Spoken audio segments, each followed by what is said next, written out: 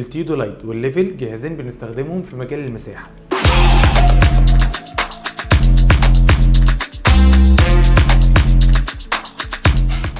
لكن كل جهاز فيهم بيكون ليه وظيفته وطريقة عمل مختلفة عن التانية. التيودولايت جهاز متطور بنستخدمه في قياس الزوايا الأفقية والرأسية بدقة كبيرة، يعني لو انت بتشتغل في مشروع محتاج قياس زوايا بين نقطتين أو قياس مسافات بدقة، التيودولايت هو الاختيار المناسب.